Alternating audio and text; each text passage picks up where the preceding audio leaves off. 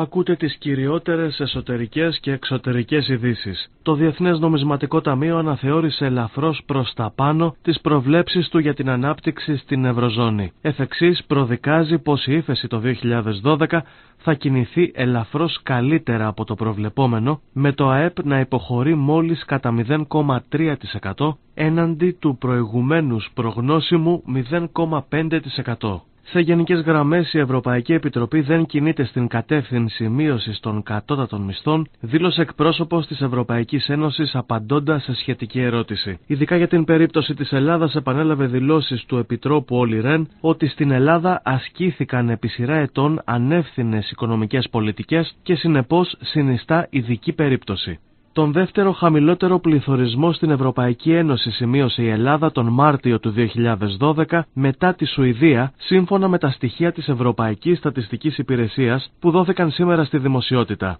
Τον Μάρτιο του 2012 ο πληθωρισμός στην Ευρωζώνη παρέμεινε σταθερός σε σύγκριση με τον προηγούμενο μήνα στο 2,7% και στην Ευρωπαϊκή Ένωση των 27 παρέμεινε σταθερός στο 2,9%.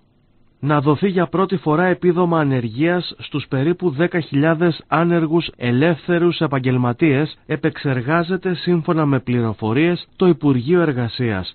Σύμφωνα με το προσχέδιο της απόφασης, το μηνιαίο επίδομα θα είναι 360 ευρώ για χρονικό διάστημα από 3 μήνες έως και 1 έτος, ανάλογα με τον χρόνο ασφάλισης του κάθε δικαιούχου. Οι δικαιούχοι θα πρέπει να έχουν συμπληρώσει πραγματικό χρόνο ασφάλισης τουλάχιστον 3 ετών και να έχουν καταβάλει εισφορά προς τον ειδικό λογαριασμό ανεργίας από 1 έως και 3 έτη, ανάλογα με την ημερομηνία κατά την οποία διέκοψαν ή θα διακόψουν την επαγγελματική τους δραστηριότητα.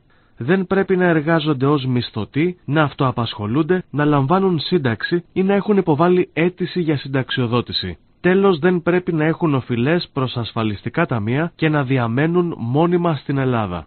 Το δρόμο για τις φυλακές πήραν 2 από τους 3 συνεργάτες του πρώην Υπουργού Άκη Τσοχατζόπουλου. Πρόκειται για τον εξάδερφό του Νίκο Ζήγρα, ο οποίος απολογήθηκε για την υπόθεση της νομιμοποίησης παράνομων αμοιβών από εξοπλιστικά προγράμματα του πρώην Υπουργού.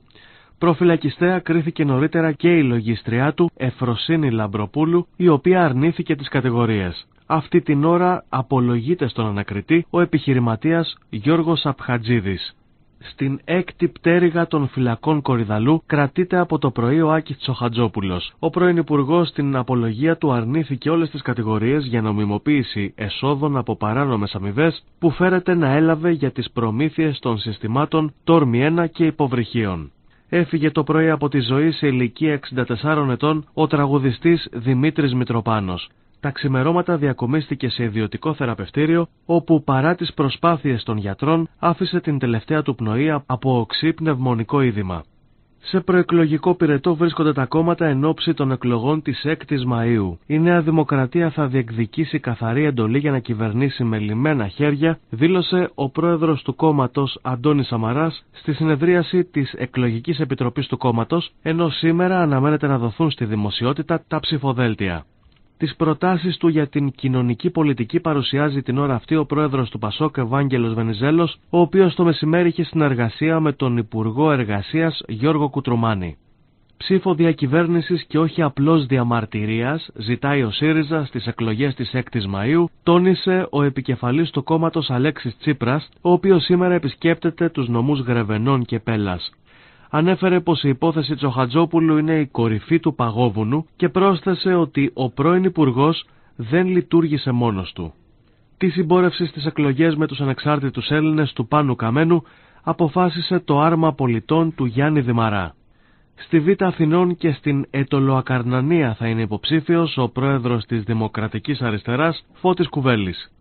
Μειωμένες συντάξεις θα εισπράξουν στις 22 Απριλίου περισσότεροι από 500.000 συνταξιούχοι, καθώς από την 1η Μαΐου τίθενται σε εφαρμογή οι μειώσεις κύριων και επικουρικών συντάξεων που περιλαμβάνονται στο δεύτερο μνημόνιο.